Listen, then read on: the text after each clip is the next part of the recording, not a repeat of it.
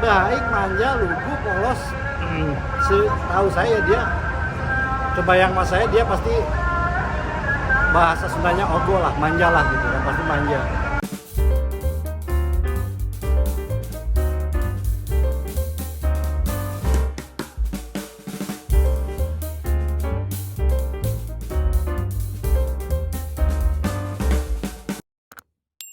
Lagi musim KDRT nih, Ya. Kami minta tanggapan dong tentang KDRT ini gitu loh.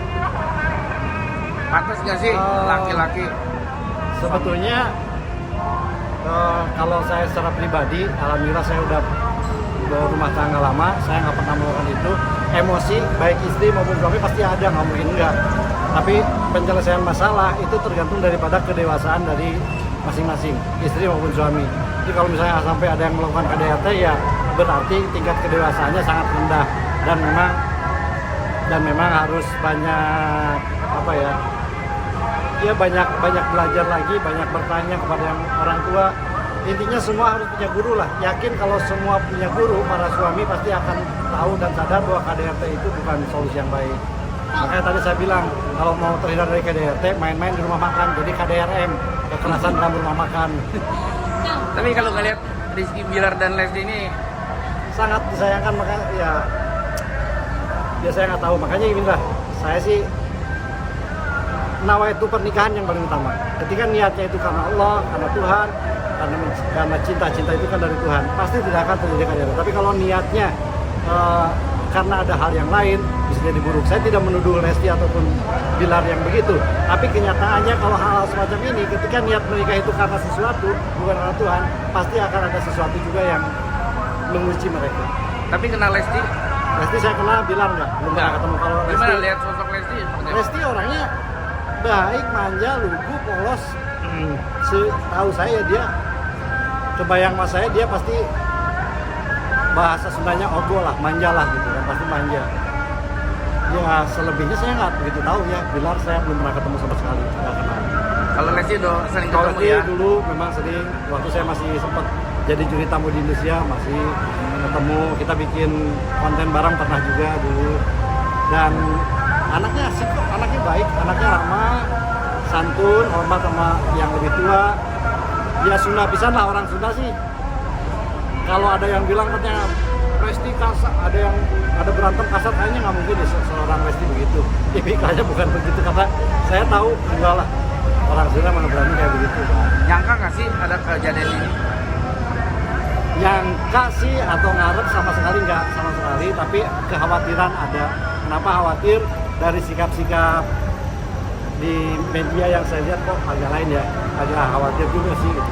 Itu yang saya takutin, makanya sempat ada sedikit khawatir, dan itu sempat jadi pelajaran, jadi bahan pelajaran buat anak-anak saya. Lain kali yang begini, kalian harus belajar ikhlas mencintai, jangan dipaksakan, jangan karena sesuatu kamu memaksakan mengatakan cinta.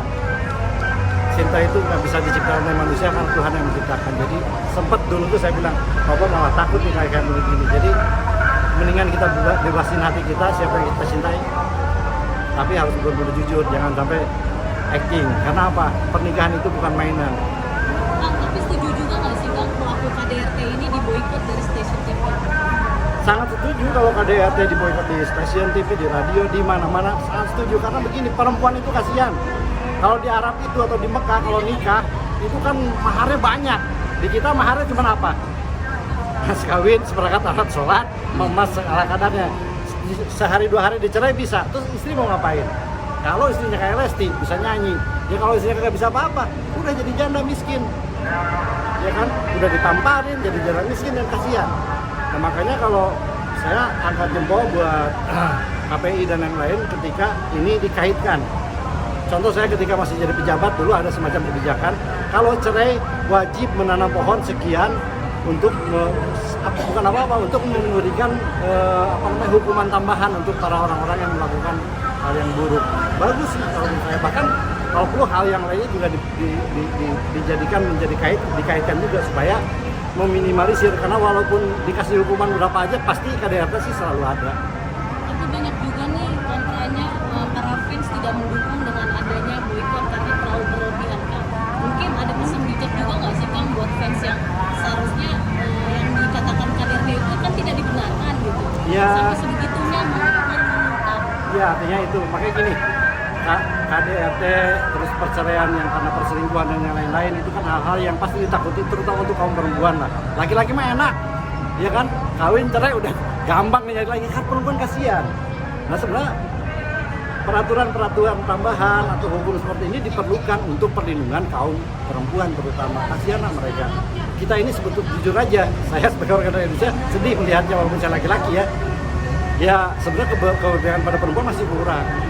Makanya dengan ada hukum tambahan ini bagus. Emang kita ridho ada KDRT dalam rumah tangga yang lain-lain. Jangan sampai sekarang begini deh, hukum kita terlalu lembek. Orang yang udah begituan, orang udah melakukan hal kriminal, orang segala macam bisa muncul di TV lagi dan segala macam, kan aneh gitu loh. Yang dikhawatirkan kan nanti malah tidak ada efek jerak. Artinya begini, gue mau besok KDRT aja deh, dihukumnya bentar, ntar jadi artis lagi. Bahkan gue terkenal, gue yang pernah jadi KDRT.